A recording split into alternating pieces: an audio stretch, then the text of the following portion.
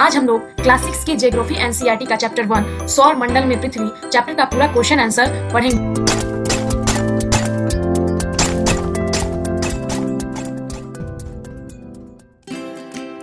सबसे पहला प्रश्न है, ग्रह और तारे में क्या अंतर है? ग्रह के पास अपना प्रकाश तथा उष्मा नहीं होती, तारा के पास अपना प्रकाश तथा उष्मा होती है।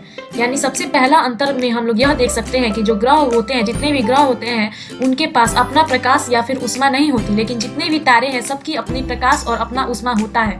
दूसरा अंतर हम यह देखते हैं, ग्रह सामान्यतः तारे से छोटा होता है। यानी जो ग्रह होता है वो तारे से छोटा होता है। हालांकि हमें तारे बहुत छोटे छोटे दिखाई देते हैं क्योंकि वे हमसे बहुत दूर स्थित होते हैं, लेकिन सामान्यतः ग्रह तारे से छोटा होता है, लेकिन तारा ग्रह से बड़ा होता है। तो हमने यहाँ पे ग्रह और तारा के बीच दो अंतर समझा। सबसे पहला, ग्रह के पास अपना प्रकाश तथा उष्मा नहीं होती, तो वहीं तारा के पास अपना प्रकाश तथा उष्मा होती है। ग्रह सामान्यतः तारे से छोटा होता है, लेकिन सामान्यतः तारा ग्रह से बड़ा होता है। अगला प्रश्न देखते हैं। अगला प्रश्न है, सौर मंडल से आप क्या समझते हैं? जैसा कि आप क्वेश्चन से ही देख रहे हैं, सौर मंडल, सौर यानी कि सूर्य, मंडल यानी कि परिवार, यानी कि सूर्य का परिवार। तो सौर मंडल सूर्य का परिवार है। सूर्य, 8 ग्रह, उपग्रह तथा कुछ खगोलीय पिंड मिलकर सौर मंडल का निर्माण करते हैं। यानी सबसे पहले हम सौर मंडल के बारे में ये समझ सकते हैं कि सौर मंडल जो है वो सूर्य का एक परिवार है। जिस प्रकार हमारा आपका परिवार होता है, उसी प्रकार सौर मंडल सूर्य का परिवार है। सूर्य, 8 ग्रह, उपग्रह तथा कुछ खगोलीय पिंड मिलकर सौर मंडल का निर्माण करते हैं। और इस परिवार के हिस्से कौन कौन है? सूर्य है, 8 ग्रह है, उपग्रह है और कुछ खगोलीय पिंड है। सूर्य सौर मंडल के मध्य में स्थित होता है। यानी कि हम कह सकते हैं जी सूर्य जो है वो सौर मंडल का राजा होता है। सूर्य सौर मंडल के मध्य में स्थित होता है। तो आप सौर मंडल के बारे में अच्छा से समझ गए होंगे कि सौर मंडल जो है सूर्य का परिवार है। सूर्य, 8 ग्रह, उपग्रह तथा कुछ खगोलीय पिंड मिलकर सौर मंडल का निर्माण करते हैं। सूर्य सौर मंडल के मध्य यानी कि बीच में स्थित होता है, जिसके चारों ओर सभी ग्रह और उपग्रह चक्कर लगाते हैं। सूर्य से उनकी दूरी के अनुसार सभी ग्रहों के नाम लिखें। अगला प्रश्न कि जितने भी ग्रह हैं उनके नाम लिखने हैं, तो कैसे? सूर्य से उनकी दूरी के अनुसार। तो हमारे सौर मंडल में 8 ग्रह हैं, सूर्य से दूरी के अनुसार वे हैं। सबसे पहले आता है बुध। बुध सूर्य के सबसे नजदीक का ग्रह है। दूसरा आता है शुक्र। बुध के बाद जो ग्रह आता है वो है शुक्र। तीसरा पृथ्वी। शुक्र के बाद जो अगला ग्रह है पृथ्वी, जो हमारा ग्रह है जिसपे हम लोग रहते हैं। चौथा है मंगल। 5वां बृहस्पति। तो वहीं छठा शनि है। 7वां यूरेनस और 8वां जो सूर्य से सबसे दूर स्थित है वो है नेपच्यून। इस प्रकार सूर्य से दूरी के अनुसार यह क्रम बनता है: बुध, शुक्र, पृथ्वी, मंगल, बृहस्पति, शनि, यूरेनस और नेपच्यून। अगला प्रश्न है, पृथ्वी को अद्भुत ग्रह क्यों कहा जाता है?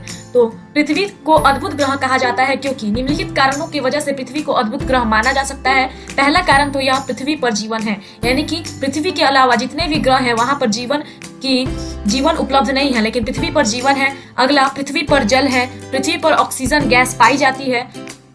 तो यह 3 कारण है जिसकी वजह से पृथ्वी को अद्भुत ग्रह का दर्जा दिया जाता है। 5वां है, हम हमेशा चंद्रमा के एक ही भाग को क्यों देख पाते हैं?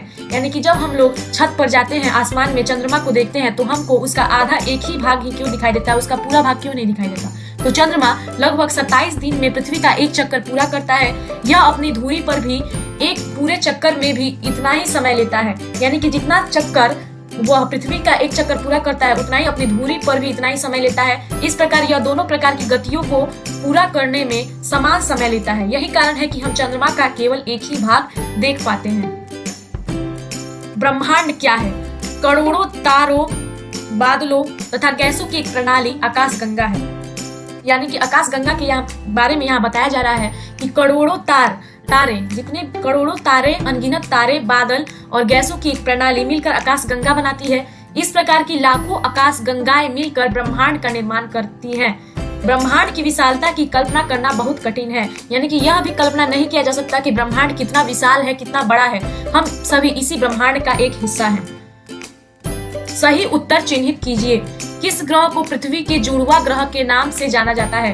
तो शुक्र को पृथ्वी के जुड़वा ग्रह के नाम से जाना जाता है। सूर्य से तीसरा सबसे नजदीक ग्रह कौन सा है? पृथ्वी। हमने जब 8 ग्रह के बारे में क्रम से जाना था, तब हमने देखा था कि तीसरे नंबर पे हमारा पृथ्वी आता है। तो सूर्य से तीसरा सबसे नजदीक ग्रह पृथ्वी।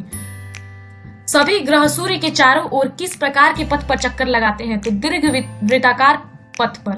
जिस पथ पे सभी ग्रह चक्कर लगाते हैं उसको दीर्घ वृत्ताकार पथ के नाम से जाना जाता है। ध्रुव तारे किस दिशा का ज्ञान होता है? तो ध्रुव तारे से उत्तर दिशा का ज्ञान होता है। क्षुद्र ग्रह किन कक्षाओं के बीच में पाए जाते हैं? तो क्षुद्र ग्रह मंगल एवं बृहस्पति के कक्षाओं के बीच में पाए जाते हैं।